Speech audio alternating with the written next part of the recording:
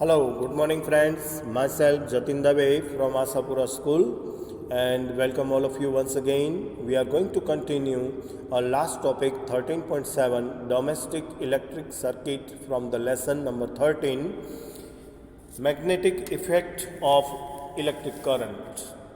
तो magnetic effect of electric current के अंदर हम आगे बढ़ते हैं इस वीडियो के माध्यम से। आज हम डिस्कस करेंगे डोमेस्टिक इलेक्ट्रिक सर्किट किस तरह से काम करती हैं हमारे घर के अंदर। In our home we receive supply of the electric power through the main supply, it's also called the mains. तो हमारे घर में जो इलेक्ट्रिसिटी आती है ये इलेक्ट्रिसिटी हम रिसीव करते हैं इलेक्ट्रिक पावर के रूप में थ्रू द मेन सप्लाई से, मतलब कि हमारे घर के बाहर जो खंबा लगा हुआ है ना, इसे हम बोलते हैं मेन्स। वहाँ से ये हमें सप्लाई होती है, either supported through the overhead electric poles और अंडरग्राउंड केबल्स।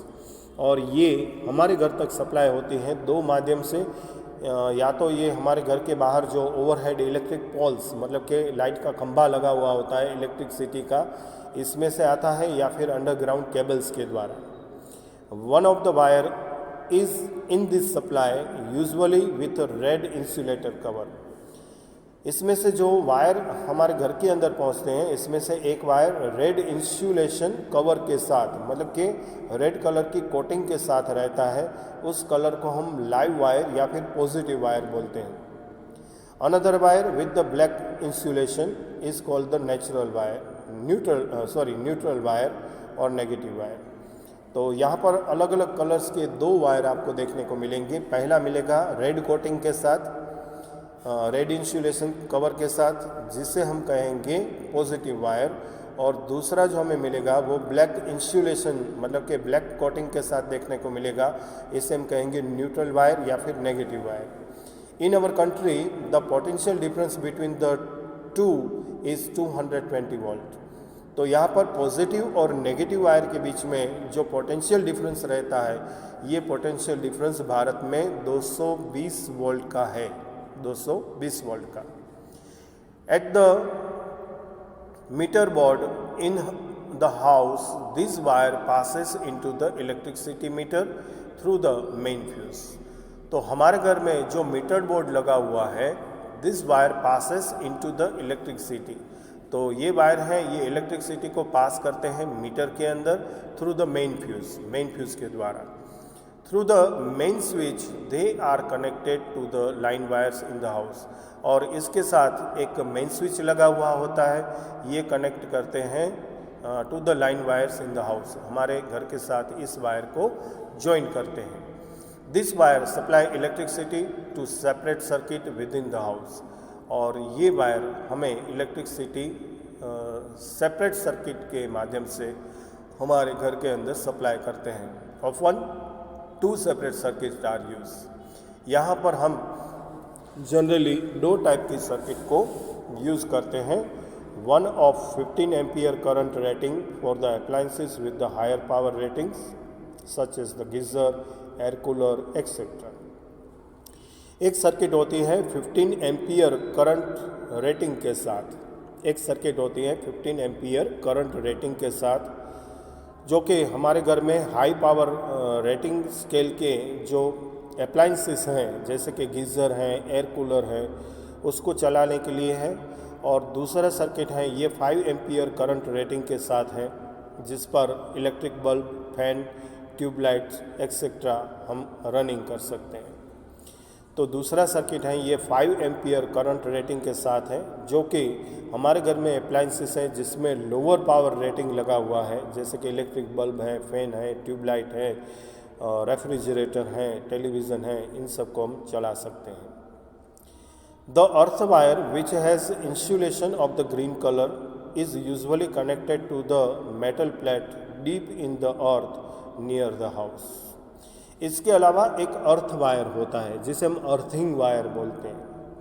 ये अर्थिंग वायर है, इस पर ग्रीन कलर कोटिंग किया जाता है या ग्रीन कलर इंसुलेशन इस पर लगा हुआ होता है, और यूजुअली इसके साथ एक सिरे पर मेटल प्लेट को कनेक्ट किया जाता है और डीपली इसे अर्थ नियर द हाउस ज़मीन के अंदर उतार दिया जाता है हमारे घर के पास। This is use as the safety measures, ये हमारी सुरक्षा के लिए है, specially for those appliances that have the metallic body, खास करके उन अप्लायंसेसों की सुरक्षा के लिए जिसका बॉडी है वो मेटालिक है, मतलब कि धातुीय बॉडी वाले जो हमारे घर में इलेक्ट्रिकल अप्लायंसेस हैं इसकी सेफ्टी के लिए हैं। फॉर एग्जांपल इलेक्ट्रिक प्रेस, जैसे कि हमारे घर में आयरन प्रेस है, टोस्टर मशीन है, टेबल फैन है, रेफ्रिजरेटर है, ये सारे मेटालिक बॉडी वाले इलेक्ट्रिक अप्लायंसेस हैं। And metallic body is connected to the earth wire, तो इस मेटालिक बॉडी को अर्थ वायर के साथ कनेक्ट किया जाता है, which provide a low resistance conducting path for the current, और इसके कारण ये इन सारी अप्लायंसेस को प्रोवाइड होता है low resistant conducting path for the current. तो जो करंट इसमें से पास थ्रू हो रहा है इसके लिए इसे low resistance conducting path provide होता है, and thus it ensure that any leakage of the current to the metallic body of the appliances keeps its potential to the earth. और इससे फ़ायदा ये होता है कि हम इंश्योर हो जाते हैं अगर एनी टाइप का करंट लीकेज है मेटालिक बॉडी के अंदर, so appliances keeps its potential to that of the current, तो ये पोटेंशियल है वो अप्लायंसेस सीधा अर्थ के अंदर पास थ्रू कर देगा, and the user may not get a severe electric short, और इसके कारण इस अप्लायंसेस का यूज़ करने वाले यूज़र्स को वो बचाएगा बार बार इलेक्ट्रिक शॉक लगने से। तो ये इसका फ़ायदा होता है अर्थ वायर का, मतलब कि अर्थिंग वायर का। देखिए अब आपके स्क्रीन पर यहाँ पर एक सर्किट है, schematic diagram of one of the common domestic circuit. Common domestic circuit किस तरीके की होती हैं ये अभी हमने डिस्क्राइब किया। अब आपके स्क्रीन पर स्कीमेटिक डायग्राम्स हैं one of the common domestic circuit का। Okay, now let's go once again, फिर से आगे डिस्कस करेंगे, continue. Figure 13.20 gives the schematic diagram of one of the common domestic circuits. In each separate circuit, different appliances can be connected across the live and neutral wires. इस circuit में आप देख रहे हो यहाँ पर हर एक सेपरेट सर्किट डिफरेंट अप्लायंसेस के साथ कनेक्ट होती है across the live and neutral wire, जिसमें दो वायर्स लगाए के द्वारा इसे कनेक्ट किया जाता है, जिसमें एक वायर है वो लाइव वायर होता है, मतलब कि पॉजिटिव होता है, दूसरा न्यूट्रल होता है, मतलब कि नेगेटिव होता है। Each appliances has the separate switch on off the flow of the current through it, और हर एक अप्लायंसेस के साथ एक स्विच लगा हुआ होता है, सेपरेट स्विच लगा होता है, जिसकी मदद से आप इसे ऑन ऑफ कर सकते हो फ्लो ऑफ करंट को। In order that each appliances has the equal potential difference, they are connected parallel to each other. अब जितने भी अप्लायंसेस को आप पैरेलल कनेक्शन के साथ ज्वाइन कर रहे हो, उस पैरेलल कनेक्शन के साथ ज्वाइन होने वाली अप्लायंसेस में इक्वल पोटेंशियल डिफरेंस मिलेगा। Electric fuse is an important component of all domestic circuit. तो इन सारी डोमेस्टिक सर्किट के अंदर इलेक्ट्रिक फ्यूज है ये सबसे इम्पोर्टेंट कंपोनेंट है। क्यों? We have already studied in the principle and working of the fuse in the previous chapter. तो चैप्टर नंबर 12.7 में ऑलरेडी फ्यूज़ की कंस्ट्रक्शन और बेसिक प्रिंसिपल्स के बारे में हम वहाँ पर डिटेल से स्टडी करके आए हैं। हमने जब heating effect of the electric current की स्टडी की थी तो इसके अंदर हमने फ्यूज़ रचना को भी साथ में देख लिया था। This across when the A fuse in a circuit prevents damage to the appliances and the circuit due to overloading. तो यहाँ पर हम इसका वर्क कुछ देखने जा रहे हैं या फिर रिमेंबर करने जा रहे हैं। फ्यूज़ एक ऐसी डिवाइसेस है जो कि हमारी सर्किट को डैमेज होने से बचाता है और साथ में ओवरलोडिंग के वक्त और लीकेज ऑफ द करंट के वक्त ये हमारी फ्यूज़ हैं वो सर्किट को प्रिवेंट करता है। Overloading can occur when the live wire and the neutral wire come into direct current. अच्छा, ओवरलोडिंग कब होती है? तो जब लाइव वायर मतलब कि पॉजिटिव वायर और negative wire means the neutral wire, इन दोनों का आपस में कनेक्शन हो जाता है, कम इनटू डायरेक्ट कांटेक्ट। ये दोनों एक साथ डायरेक्ट कांटेक्ट में जब आ जाते हैं तब हमारी जो लाइंस हैं उस लाइन में ओवरलोडिंग हो जाता है। And this occurs when the insulation of the wires is damage. ऐसा कब होता है? जब इस पर लगा हुआ कोटिंग है, मतलब कि इंसुलेशन है, जैसे कि लाइव वायर पर रेड कलर का है और न्यूट्रल वायर पर ब्लैक कलर का है, ये डैमेज हो जाता है, कहीं से लीक हो जाता है, तब ऐसा बनने की संभावना ज़्यादा होती है। And there is a fault in the appliances, और इसके कारण या फिर कोई अप्लायंसेस में फॉल्ट आती है तब ये लोडिंग का क्वेश्चन हमारे सामने क्रिएट होता है। In such a situation the current in the circuit abruptly increases. ऐसे सिचुएशन में मतलब कि लोडिंग के वक्त हमारी जो सर्किट है, डोमेस्टिक सर्किट है, इसमें करंट है वो अचानक से इंक्रीज हो जाता है। And this is called the short circuit, और इसके कारण शॉर्ट सर्किट होती है।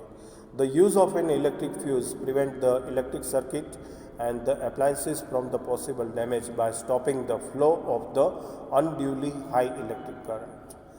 तो फ्यूज़ का मेन काम ये है, its prevent the electric circuit, ये इलेक्ट्रिक सर्किट को प्रिवेंट करता है, उसकी रक्षा करता है।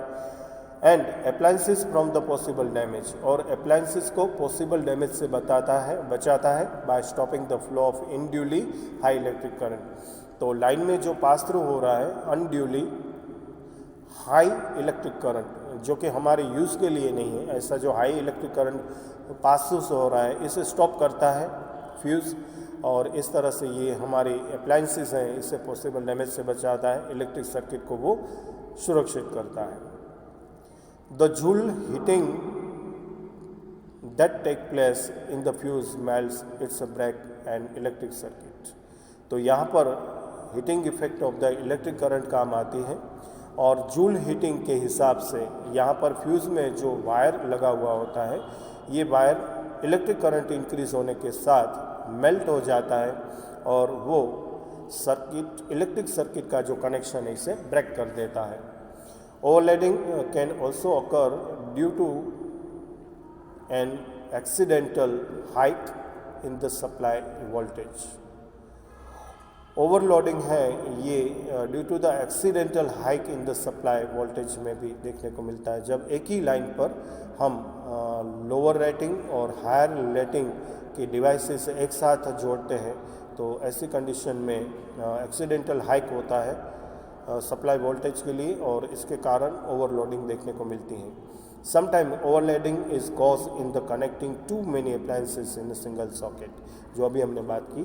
कभी कभी हम सिंगल सॉकेट पर बहुत सारी अप्लायंसेस को एक साथ कनेक्ट करने की कोशिश करते हैं, तभी भी ये माजरा होता है, और एक्सीडेंटली हाइक होने से भी सप्लाई वोल्टेज हाइक होने से भी ओवरलोडिंग का किस्सा हमारे सामने आता है।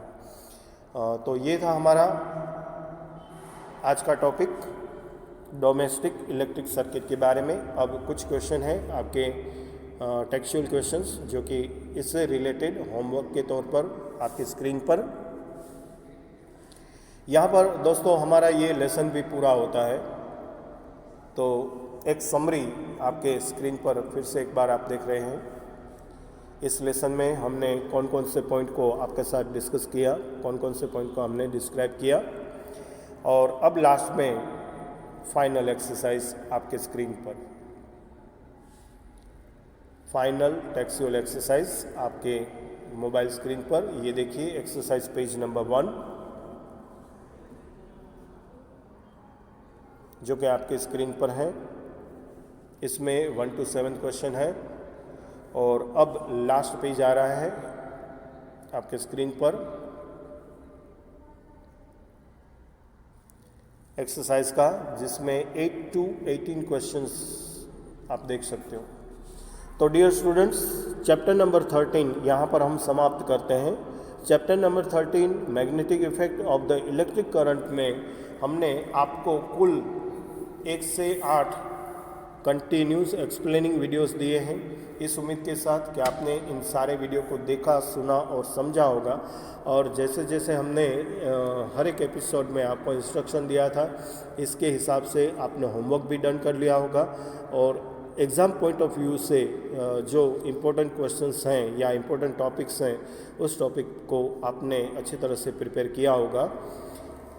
आपको फिर से याद दिला दें कि कोविड-19 के चलते हुए जो 30% कोर्स रिडक्शन हुआ है, और इस रिडक्शन के हिसाब से हमने पहले ही आपको नोट भेज दिया है कि हर एक चैप्टर में से कौन से आर्टिकल्स आपको कैंसिल करने हैं। तो उसे ध्यान में रखते हुए आपको ये 13 लेसन प्रिपेयर करना है, और आपने इसी तरह से इसे प्रिपेयर किया होगा। इस उम्मीद के साथ आपका धन्यवाद करेंगे। Thank you very much. Bye bye. Take care yourself.